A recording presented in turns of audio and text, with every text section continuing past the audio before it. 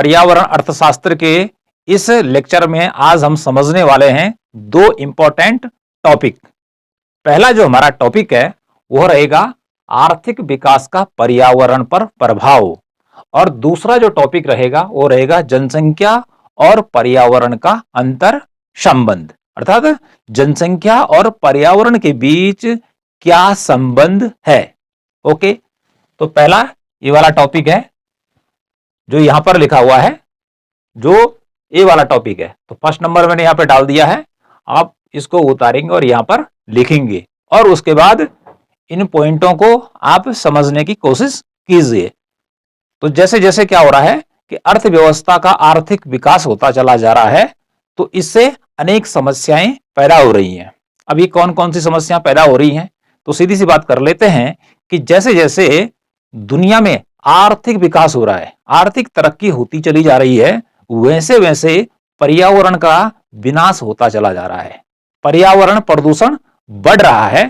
तो कौन कौन सी बातें जो आर्थिक विकास का पर्यावरण पर प्रभाव डाल रही हैं, तो पहला है खनिज पदार्थों का अत्यधिक दोहन।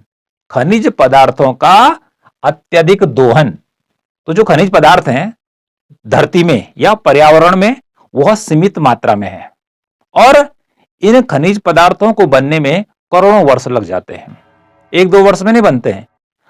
तो दो प्रकार के खनिज पदार्थ मुख्य रूप से पाए जाते हैं, एक होते हैं धात्विक और दूसरे होते हैं अधात्विक। तो जो धात्विक हैं जैसे लोहा है, एल्यूमिनियम है, तांबा है, टंगस्टन है, तो इस प्रकार की जो धातुएं पृथ्वी में सीमित मात्रा में है, पर्यावरण में सीमित मात्रा में है, और जैसे जैसे इंसान आर्थिक तरक्की करता चला जा रहा है तो इनको ज्यादा से ज्यादा खोद रहा है, ज्यादा से ज्यादा निकाला जा रहा है, लोहा निकालते जा रहे हैं, निकालते चले जा रहे हैं। और जिस द्रुत गति से जो धात्विक पदार्थ हैं निकाले जा रहे हैं, तो एक समय ऐसा आ सकता है कि जबकि दुनिया में या पर्यावरण में ये पदार्थ हमेशा के लिए समाप्त हो जाएंगे, तो तब इंसान क्या करेगा। दूसरी बात आती है अधात्विक जो खनिज है, जैसे कोयला है, खनिज तेल है, प्राकृतिक गैस है, तो इनकी मात्रा भी धरती में क्या है, सीमित है। इनको बनने में भी करोड़ों वर्ष लग जाते हैं, जबकि मानव का जीवन क्या होता है 100, 80, 70, 50 इस प्रकार का चलता रहता है। तो जो खनिज पदार्थ हैं धात्विक और अधात्विक में इनका बहुत ही दोहन, अर्थात बहुत तेजी से इनको निकाला जा रहा है, जिसका प्रभाव क्या होगा कि आने वाले समय में ये पदार्थ धरती में बहुत ही कम हो जाएंगे, और जो आने वाली पीढ़ियां हैं उनको ये पदार्थ उपलब्ध नहीं होंगे।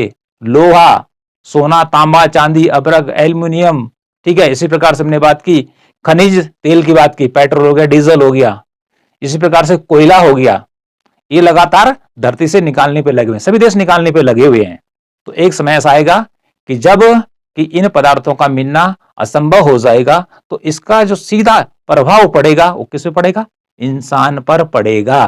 तो इस प्रकार से खनिज पदार्थों के अत्यधिक दोहन से पर्यावरण पर कैसा प्रभाव पड़ रहा है, प्रतिकूल प्रभाव पड़ रहा है, निगेटिव प्रभाव पड़ रहा है। अगला क्या हो रहा है कि जहां से ये खनिज पदार्थ निकाले जा रहे हैं, जहां से लोहा निकाला जा रहा है, कोयला निकाला जा रहा है, ठीक है, वहां पर क्या है, गड्ढे, विशाल बड़े गड्ढे बन गए हैं, ठीक है जी, उधर की जमीन पूरी बंजर पड़ गई है, जिससे वहां का जो पर्यावरण है वो कैसा है, बिगड़ चुका है। वहां का जीव जगत, ठीक है, पूरा का पूरा प्रभावित हो चुका है। वहां की जमीन उबड़ खाबड़ अनुपजाऊ हो गई है, तो धरातल भी खराब हो गया है, और साथ में खनिज पदार्थ क्या हो रहे हैं, धीरे धीरे खत्म हो रहे हैं। तो अत्यधिक जो खनिज पदार्थों का दोहन हो रहा है, ये निकाले जा रहे हैं, इससे पर्यावरण को नुकसान पहुंच रहा है। ओके, दूसरा लेते हैं जंगलों का सफाया या वन विनाश। जैसे जैसे क्या हो रहा है, पॉपुलेशन बढ़ती चली जा रही है, शहरीकरण होता चला जा रहा है, तो क्या हो रहा है, जंगलों का सफाया हो रहा है कि जहां पहले जंगल हुआ करते थे वहां से जंगल काट दिए गए हैं, वहां मानव बस्तियां बस गई हैं। तो जब वनों का विनाश होता है तो इससे पर्यावरण पर प्रतिकूल प्रभाव पड़ता है, क्योंकि जो वन है या जंगल हैं वो क्या करते हैं, ऑक्सीजन देने का काम करते हैं, ऑक्सीजन देने का काम करते हैं, लेकिन जैसे जैसे वनों का विनाश होता चला जा रहा है तो धरती में कार्बन डाइऑक्साइड की मात्रा बढ़ती चली जा रही है। ठीक है, इसके अलावा वनों या जंगलों का सफाया होने से क्या इंपैक्ट पड़ रहा है कि धरती एकदम से वहां पे क्या हो रहा है, खाली हो जा रही है। ठीक है जी, खाली हो जा रही है, और जिससे कि उस क्षेत्र में या उसके आसपास का जो वातावरण है वो पूरा का पूरा कैसे हो रहा है, प्रदूषित होता चला जा रहा है, गंदा होता चला जा रहा है। तो वन विनाश से क्या हो रहा है कि पृथ्वी का जो तापमान है वह बढ़ेगा। ठीक है जी, धीरे धीरे जैसे वनों का विनाश होता चला जाएगा तो पृथ्वी का तापमान बढ़ेगा, तो पृथ्वी का टेम्परेचर बढ़ेगा, तो क्या होगा, जो ग्लेशियर हैं वो भी धीरे धीरे पिघलने लगेंगे, और उसका परिणाम क्या होगा, अधिकांश जो पानी है वो समुद्र में पहुंचेगा। ठीक है, और जो समुद्र के किनारे जो क्या है, शहर हैं, ये जो बीच में द्वीप हैं, हमेशा के लिए जलमग्न हो जाएंगे। तो इस प्रकार से वनों के विनाश से धरती का तापमान बढ़ेगा। ठीक है जी, जिसे कि ग्रीन हाउस इफेक्ट कहते हैं, और ग्रीन हाउस इफेक्ट के कारण धरती का तापमान बढ़ रहा है, और जो कि इंसान के लिए सबसे बड़ा खतरा है। तो दूसरा हो गया। तीसरा हो गया औद्योगिकरण। क्या हो रहा है, तमाम प्रकार की जो फैक्ट्रियां हैं, चाहे वो लोहे की है, चाहे कोयले की है, चाहे तांबे की बनाने की है, ठीक है, चाहे कपड़ा बनाने की है, कोई भी फैक्ट्री हो, वहां पर जो काम हो रहा है वो कौन कर रहा है काम, मशीनें कर रही है। कौन कर रही है, मशीनें कर रही हैं, और जिसके कारण जैसे कोयले से बिजली बनती है तो फिर वो धुआं छोड़ता है। ठीक है, लोहे की फैक्ट्री है वो भी धुआं छोड़ेगी। ठीक है, ईंट के भट्टे हैं वो भी क्या करेंगे, धुआं छोड़ेंगे। गाड़ियां चल रही हैं, ठीक है जी, डीजल पेट्रोल से, वो क्या कर रही है, धुआं छोड़ रही है। तो उससे क्या हो रहा है, देखो कि औद्योगिकरण से उद्योग धंधों का जितना विकास होगा, जितनी ज्यादा फैक्ट्रियां लगेंगी, उतना ज्यादा प्रदूषण होगा।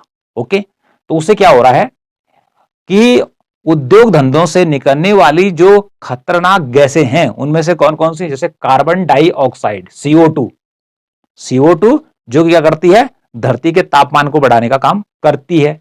इसी में है CO का मीनिंग होता है कार्बन मोनोऑक्साइड। ओके जी, अगला है SO2, इसका मीनिंग हो गया सल्फर डाई ऑक्साइड, और SO3 का मीनिंग हो गया सल्फर ट्राइऑक्साइड। ये जो गैसें हैं ये बहुत ही हानिकारक है इंसान के लिए, और इन गैसों के कारण इंसान में अनेक बीमारियां उत्पन्न हो रही है। ठीक है, त्वचा का रोग लग जा रहा है, ठीक है, फेफड़ों का रोग लग जा रहा है, टीबी हो जा रही है, आंखों में जलन हो रही है।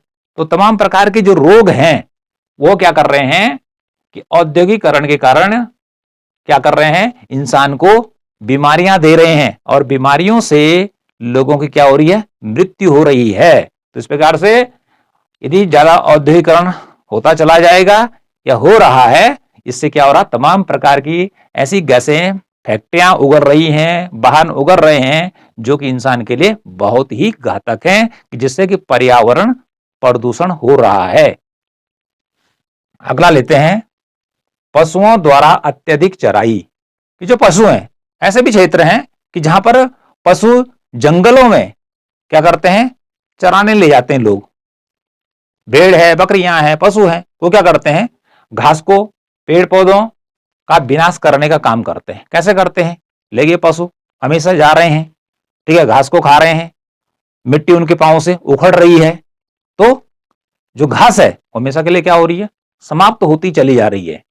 तो जब क्या होगा कि पशुओं द्वारा अत्यधिक चराई होगी तो उस क्षेत्र में जो घास थी, क्योंकि जो पेड़ पौधे थे वो धीरे धीरे नष्ट हो रहे हैं, और जिसका प्रभाव क्या हो रहा है कि जब बारिश हो रही है तो उस क्षेत्र में पेड़ पौधे क्या करते हैं कि पानी को जब बारिश होती है तो उसको ऑब्जर्व कर लेते हैं, तो मिट्टी नहीं बहती है। लेकिन आज क्या हो रहा है कि जब वन विनाश हो गया, वन वहां से हट गए, ठीक है जी, पशुओं के द्वारा चरने के कारण, उनके खुरों के द्वारा मिट्टी उखड़ने के कारण तो बंजर भूमि पड़ गई है, तो जिससे कि उस क्षेत्र का तापमान क्या है, बढ़ रहा है।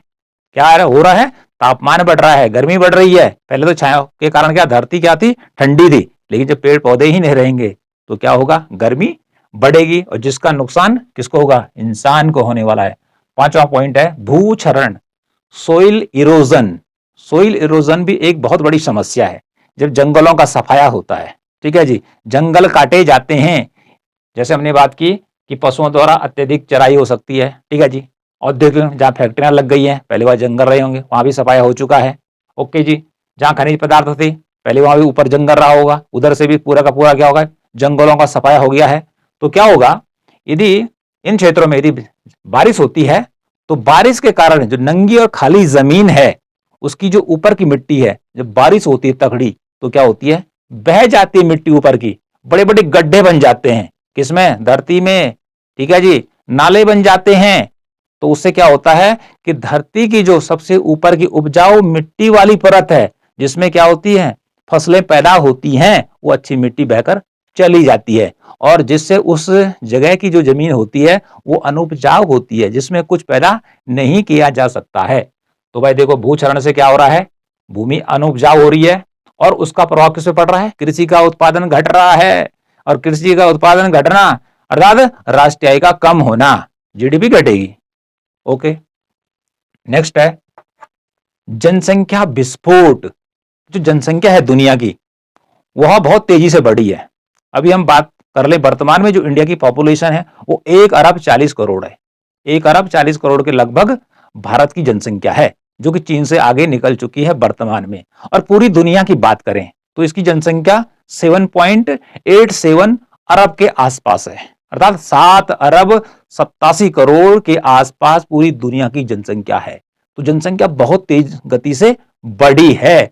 तो जनसंख्या के बढ़ने से क्या हुआ कि संसाधनों की मांग में अत्यधिक वृद्धि हुई है। हर किसी को क्या चाहिए भाई, बिजली चाहिए। ओके जी, हर किसी को क्या चाहिए, कार चाहिए, कपड़े चाहिए, मतलब तमाम प्रकार की सुविधाएं चाहिए। और इन सुविधाओं की ज्यादा लगातार क्या हो रही है, डिमांड बढ़ रही है, लोहे की डिमांड बढ़ रही है, हर कोई पक्का मकान बना जा रहा है। ओके जी, तो संसाधनों की लगातार मांग में अत्यधिक वृद्धि के कारण क्या हो रहा है कि जो संसाधन है वो तो कम हो ही रहे हैं। ठीक है जी, वो क्या हो रहे हैं, कम हो रहे हैं। और इसका दुष्परिणाम अर्थात जनसंख्या जब तेजी से बढ़ेगी तो सभी को सभी प्रकार की सुविधाएं मिलना क्या है, असंभव है। तो इसका परिणाम आगे क्या निकल रहा है जनसंख्या विस्फोट के कारण, देखिए आपदाएं आ रही हैं, भुखमरी, भुखमरी फैलेगी, क्योंकि कृषि का उत्पादन घटेगा तो सभी लोगों को भोजन नहीं मिल पाएगा, तो क्या पड़ेगा, भुखमरी पड़ेगी। ठीक है, या अकाल पड़ जाएगा। ठीक है, कि अन्न उत्पादन ज्यादा नहीं होगा जितना कि जनसंख्या के लिए चाहिए। ओके, और जब भुखमरी अकाल पड़ती है तो व्यक्ति कमजोर पड़ता है। ठीक है, उससे क्या लगता है, उसको बीमारियां लगती है, तो बीमारियों का बोलबाला बढ़ जाता है। ठीक है जी, नाना प्रकार के लोग इंसान को लगते हैं, और इससे मनुष्य का जो स्वास्थ्य है वो धीरे धीरे घटने लगता है, जिससे उसकी कार्य क्षमता क्या होती है, प्रभावित होती है। तो जितनी बातें हमने यहां पर की 1 से लेकर 6 तक, ये क्या कर रही हैं, अर्थव्यवस्था के आर्थिक विकास का पर्यावरण पर प्रभाव टॉपिक के बारे में बतला रही है, कि अर्थव्यवस्था के आर्थिक विकास का जो पर्यावरण है उस पर नकारात्मक प्रभाव पड़ रहा है, उस पर गलत प्रभाव पड़ रहा है, जिससे लगातार प्रदूषण बढ़ रहा है। ठीक है जी, और प्रदूषण कई प्रकार का है, वो तो हम आगे चलकर बात करेंगे। अब देखिए दूसरा जो पॉइंट है वो है जनसंख्या और पर्यावरण का अंतर संबंध, पॉपुलेशन इन्वायरमेंट लिंकेज, कि जनसंख्या और पर्यावरण का आपस में क्या संबंध है, क्या संबंध है जनसंख्या और पर्यावरण का। तो जो पर्यावरण है उसी में इंसान जीवित रहता है, उसी से भोजन प्राप्त करता है, उसी में अपना विकास करता है। ओके, तो कुल मिलाकर बिना पर्यावरण के हम धरती पर या पर्यावरण में जनसंख्या या लोगों के रहने की कल्पना नहीं कर सकते हैं। तो इसको समझते हैं कि जो जनसंख्या वृद्धि है, तो जनसंख्या वृद्धि की बात करें या जनसंख्या के वितरण की बात करें, ठीक है, या घनत्व की बात करें, तो ये पर्यावरण पर निर्भर करता है। जैसे पहाड़ी क्षेत्र है, मरुस्थल है, तो वहां पर जनसंख्या का जो वितरण है वो क्या है, दूर दूर है। कुछ कुछ जगहों पर जनसंख्या बसी है कि जहां पर मानव को ये लगा कि हम यहाँ पर जी सकते हैं, यहाँ पर हमें जीने के संसाधन मिल सकते हैं। और जनसंख्या की वृद्धि आप देखेंगे कि उन क्षेत्रों में जनसंख्या सबसे ज्यादा है कि जहां पर मानव को सुविधाएं मिली हैं। ठीक है, खाने पीने की सारी सुविधाएं मिली हैं, तो वहां पर पॉपुलेशन का जमावड़ा लगा हुआ है और वहां पर लगातार जनसंख्या बढ़ी है। ओके जी, वितरण हम जैसे बता चुके हैं कि पहाड़ी भागों में जनसंख्या का वितरण कम है, कम लोग रहते हैं, दूर दूर रहते हैं, ऐसे रेगिस्तान की बात होती है, पूरा रेगिस्तान खाली है, कहीं पर थोड़ा जगह मिल गई तो रह जाएंगे, लेकिन मैदानी भाग में हम देखेंगे अच्छा पर्यावरण होने के कारण जनसंख्या बहुत ज्यादा है। आगे करते हैं घनत्व की बात कि जनसंख्या एक छोटे क्षेत्र में कितनी मिलती है। तो कुछ क्षेत्र ऐसे हैं कि जहां पर घनी आबादी है, ठीक है, कि किस कारण से है कि वहां पर अच्छा पर्यावरण इंसान को देखने को मिला, ठीक है जी, रहने को मिला, इसलिए वहां पर जनसंख्या लगातार बढ़ती चली गई। तो इस प्रकार से पर्यावरण क्या करता, देखो जनसंख्या को बढ़ाने का काम भी करता है, उसके वितरण को भी प्रभावित करता है, उसके घनत्व को भी क्या करता है, प्रभावित करने का काम करता है। अब बात करते हैं कि देखो भाई, जनसंख्या वृद्धि एवं पर्यावरण में प्रत्यक्ष संबंध है, अर्थात जनसंख्या वृद्धि, जो जनसंख्या बढ़ रही है और जो पर्यावरण है इसमें डायरेक्ट रिलेशन है। अच्छा पर्यावरण होने के कारण ही, दुनिया भर के संसाधन मिलने के कारण ही दुनिया की आबादी तेजी से बढ़ी है। दुनिया की आबादी बहुत तेजी से बढ़ी है, और यदि सुविधाएं नहीं मिलती तो फिर आबादी नहीं बढ़ती। तो सारी प्रकार की जो सुविधाएं हैं, ठीक है, वो कौन दे रहा है, वो पर्यावरण दे रहा है। पर्यावरण तो क्या है, मां है। आर्थिक विकास के लिए पर्यावरण मां है, और जो अर्थव्यवस्था वो बेटा है। तो बेटे का लालन पालन अर्थात अर्थव्यवस्था का लालन पालन पोषण कौन कर रहा है, वो पर्यावरण कर रहा है। इसलिए जनसंख्या वृद्धि एवं पर्यावरण के बीच संबंध कैसा है, डायरेक्ट है। लेकिन बात इसमें करते हैं कि पर्यावरण प्रदूषण, जनसंख्या वृद्धि हो गई जिसके कारण से क्या हो रहा है कि पर्यावरण प्रदूषण बढ़ रहा है। अब इसके अंतर्गत कौन कौन से टॉपिक लिखने हैं आपने, सेम यही टॉपिक नीचे उतारने हैं। ओके, आर्थिक विकास का पर्यावरण पर प्रभाव, जनसंख्या और पर्यावरण का अंतर संबंध। ओके, तो इसका आंसर तो हमने यहां पर दे दिया, लेकिन इसका आंसर अभी थोड़ा बता देता हूं और उसके बाद इसी को ही उतारना है। ये दोनों आपस में मिलते जुलते टॉपिक हैं। तो जनसंख्या वृद्धि एवं पर्यावरण में सीधा संबंध है, ठीक है जी। अच्छा पर्यावरण रहेगा तो जनसंख्या बढ़ेगी, ठीक है जी, और खराब पर्यावरण होगा तो बीमारियों के कारण जनसंख्या क्या होगी, घटेगी। लेकिन वर्तमान हम देखते हैं कि जनसंख्या वृद्धि के कारण पर्यावरण प्रदूषण बढ़ा है। अब कहां कहां बढ़ा है उसकी बात भी आपसे करेंगे। जनसंख्या से ही प्राकृतिक संसाधनों का उपयोग करती है कौन, जो जनसंख्या है वो क्या करती है, प्राकृतिक संसाधनों का उपयोग करती है और उससे उत्पादन करती है, और फिर उस उत्पादन से ही रहने वाले लोग क्या करते हैं, उन वस्तुओं का उपभोग करते हैं। जैसे हम कपड़े का उपभोग करते हैं, ये हमें कहां से मिला, ये पर्यावरण से मिला। ये हमारा बोल्ड है, ये भी तैयार हुआ, ठीक है जी, ये भी हमें को पर्यावरण से ही मिला है, ठीक है जी। चश्मा पहनने का भी पर्यावरण से ही मिला है। जो आपके आसपास दिखाई दे रहा है वो सब पर्यावरण से ही मिल रहा है। आपके दरवाजे लकड़ी के बने, वो कहां से मिले, पर्यावरण से मिल रहा है। आपका मकान सीमेंट का बना है, कहां से मिला है, वो पर्यावरण से मिला था, प्रकृति से ही मिला हुआ है।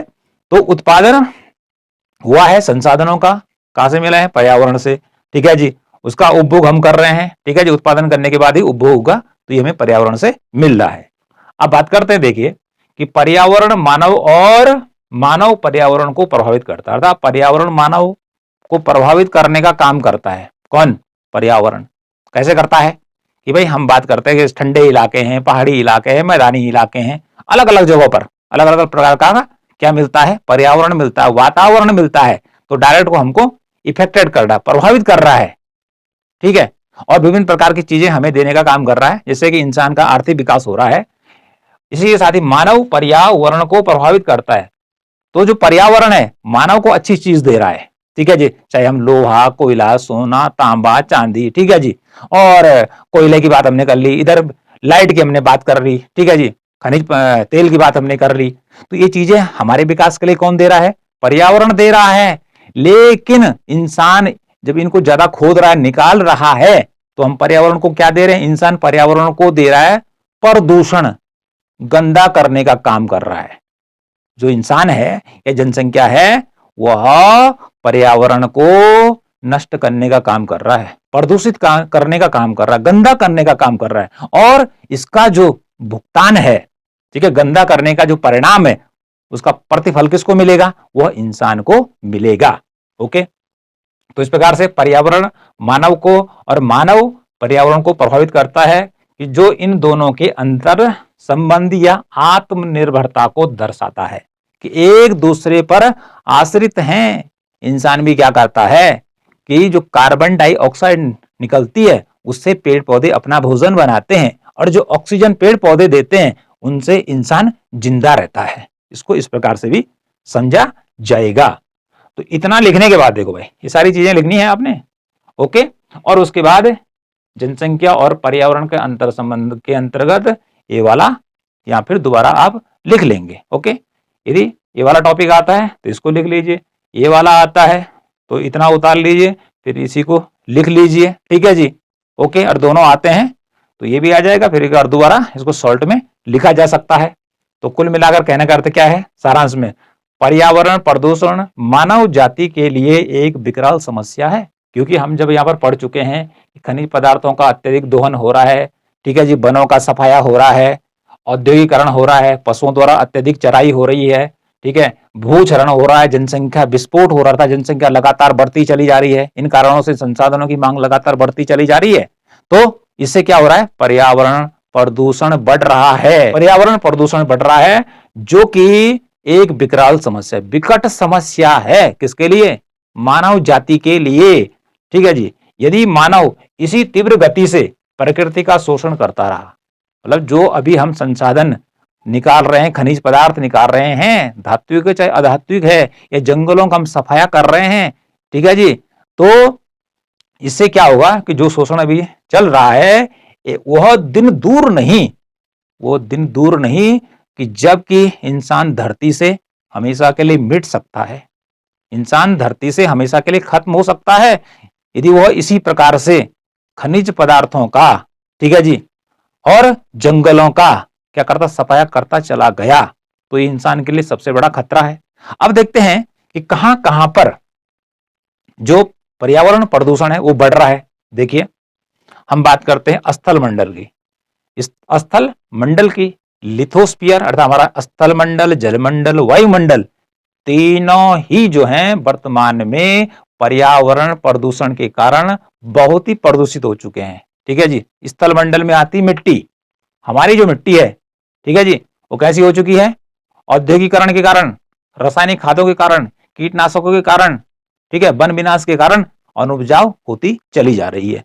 जलमंडल, ठीक है, हाइड्रोस्फीयर, इसको स्थल मंडल को बोलते हैं लिथोस्फीयर, तो हाइड्रोस्फीयर में जल आता है। तो हमारी जो नदियां हैं, ठीक है, नदियां हैं, जो हमारे झरने हैं, वो सारे के सारे कैसे हो सके, प्रदूषित हो चुके हैं।